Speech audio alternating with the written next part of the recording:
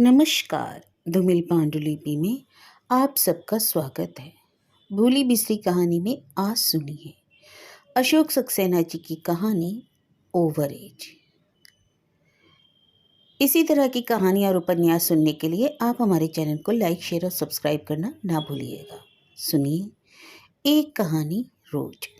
Shirt में साबुन घिसता मेरा हाथ एक क्षण को रुक गया। इस तंग कोठरी नुमा गुसलखाने में किवाड़ के पीछे रखी बाल्टी खिसकाते हुए मैंने किवाड़ थोड़ा खुला रहने दिया। अब पिताजी की झुंझलाहट भरी तेज आवाज साफ सुनाई पड़ रही थी। अरे, इस घर को क्या धर्मशाला समझ रखा है? सुबह शाम आना और खा पीकर निकल जाना।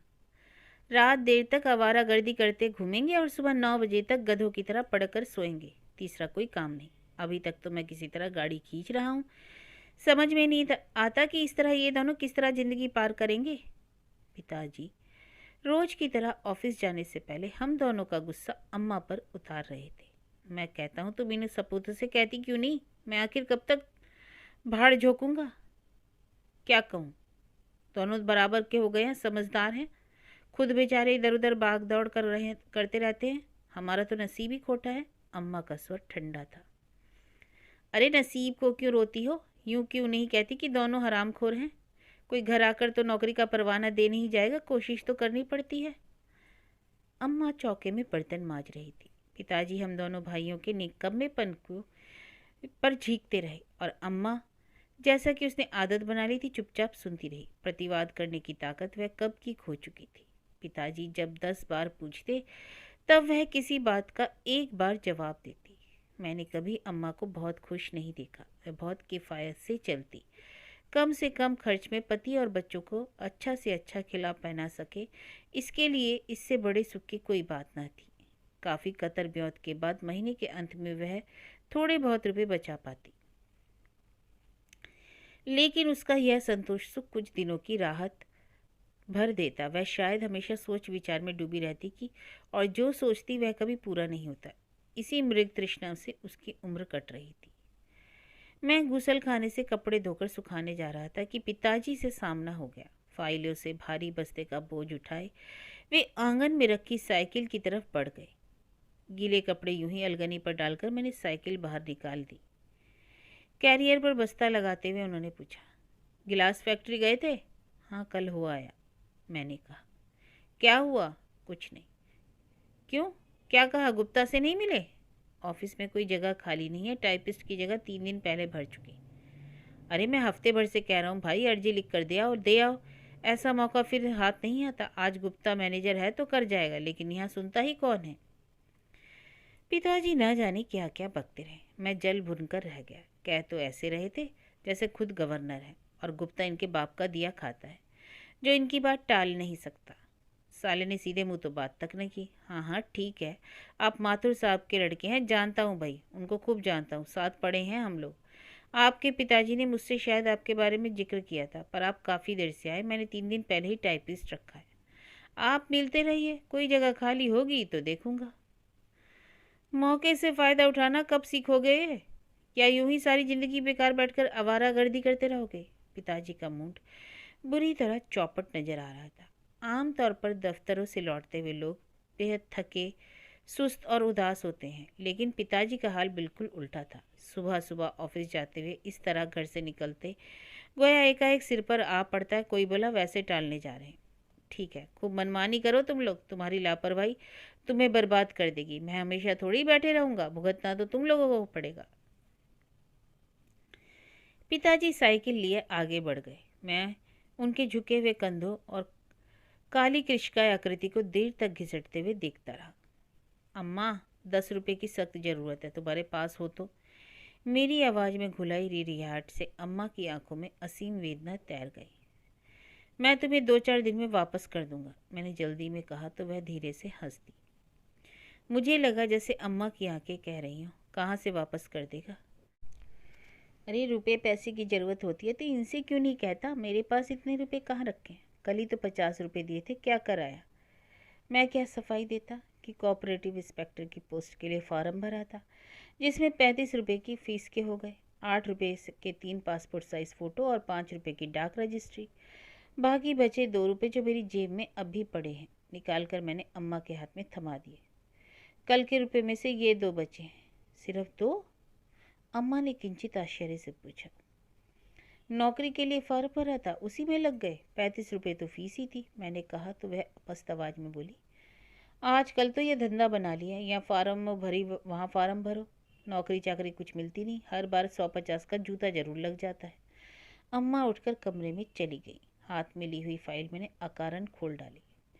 प्रमाण पत्रों के पुलिंदे को उलट पुलट कर देख गया। हॉकी टीम का कप्तान, वाद विवाद प्रतियोगिता में प्रथम, कॉलेज की कल्चरल एसोसिएशन का सेक्रेटरी, हाथ की सुंदर लिखावट में अंकित एमए बीए की डिग्रियां, एनसीसी का बीए श्रेणी का सर्टिफिकेट, सन 78 का सर्वश्रेष्ठ स्काउट। मन में आया कि सारे प्रमाण पत्रों के टुकड़े टुकड़े कर कूड़ेदान में फेंक दूं या चिनिया बनाकर आकाश में उछाल दूं। अम्मा ने 10 रुपए का नोट मेरी ओर बढ़ाते हुए कहा, ना जाने कैसी कैसी 150 रुपए आड़े वक्त के लिए जमा किए थे। ये ले, आखिरी बचा था, चल छुट्टी हुई। अम्मा के हाथ से मैंने नोट ले लिया, लेकिन जल्दी तय नहीं कर पाया कि करूं क्या। इच्छा तो हो रही थी कि रुपए वापस कर दूं, कह दूं कि अपने रुपए रख लो आड़े वक्त के लिए, टाइप टेस्ट अब नहीं, अगली टर्न पर हो जाएगा। लेकिन हाथ में कसमसाते 10 के नोट ने सोचने को मजबूर कर दिया। 6 महीने टाइप सीखने के बाद तो आज टाइप टेस्ट का चांस मिला है। क्षणिक आवेश में इसे यूं ही हाथ से निकल जाने देना महज बेवकूफ़ी होगी, और फिर कभी ना कभी तो नौकरी मिलेगी। अम्मा का सारा भरोसा एक साथ भर जाएगा। फिलहाल 150 की ट्यूशन पकड़कर अपना खर्च तो निकाल ही सकता हूँ। मन को झूठी तसल्ली देते हुए किसी बेहया की तरह घर से निकला। चलते समय अम्मा ने कहा, शाम को जल्दी लौटना। उस शाम मैं 4 बजे तक घर लौट आया, लेकिन पिताजी कुछ देर से ही आए। उस दिन उन्हें ऑफिस से लौटते हुए देर हो गई थी। शशि और सुधीर खाना खाकर पढ़ने बैठ गए थे। इन दिनों दोनों की परीक्षाएं चल रही थी। कमरे में दीपू की धमा चौकड़ी से परेशान दोनों किताबें बंद करके पिताजी का इंतजार कर रहे थे। घर भर में दीपू डरता है तो सिर्फ पिताजी से। मेरी डांट फटकार का उस पर कोई खास असर नहीं होता। अम्मा का तो बिल्कुल नहीं। उसकी शैतानियों से तंग आकर कभी शशि या सुधीर उस पर हाथ छोड़ बैठे तो वह रो रो कर जी हल्कान कर लेता है। इम्तिहान के दिनों में यह आफत कौन मोल ले देकर यही एक कमरा है, एक रूम और किचन में। इससे शानदार फ्लैट में हम लोग उसी तरह रह रहे हैं जिस तरह इस देश के लाखों नौकरी पेशा लोग इतनी जगह में आराम से गुजर करते हैं। पहले हम लोग तुर्कमान गेट के पास एक मकान में किराए पर रहते थे। मेरा बचपन वहीं गुजरा था। मुझे अच्छी तरह याद है कि मैं 7वीं में पढ़ता था, तब पिताजी को यह क्वार्टर अलॉट हुआ था। उन दिनों दिल्ली में क्वार्टर की आज जितनी परेशानी नहीं थी। शुरू में अपने क्वार्टर पर एक कमरा हम भाई बहनों के पढ़ने के लिए रखा गया था, लेकिन कुछ समय बाद पिताजी ने 150 रुपये महीने पर वह कमरा किराए पर उठा दिया। आज तो उस कमरे से 300 रुपये महीने आते हैं। इसे खाली कराकर स्टडी रूम बनाने की बात तो शायद सोची भी नहीं जा सकती। चारपाई पर बेसुध सोए दीपू को रजाई उड़ाकर अम्मा ने बिछौना ठीक कर दिया। चूल्हे चौके के कामकाज से फुर्सत पाकर वह सुस्ताने बैठ गई थी। पिताजी रात को करीब 9 बजे आए तो ऊँघता हुआ कमरा जैसे एकाएक जागकर बैठ गया। आज इतनी देर कैसे हो गई पापा? शशि ने पूछा। कुछ खास बात नहीं थी बेटे। दोपहर को खन्ना बाबू की हार्ट अटैक से डेथ हो गई। उसी की कॉन्डोलेंस मीटिंग के सिलसिले में देर हो गई। पिताजी के स्वर को काफ़ी सहज और हल्का बनाना चाहा। बहुत बुरा हुआ। क्या उम्र रही होगी? अम्मा ने उठते हुए पूछा।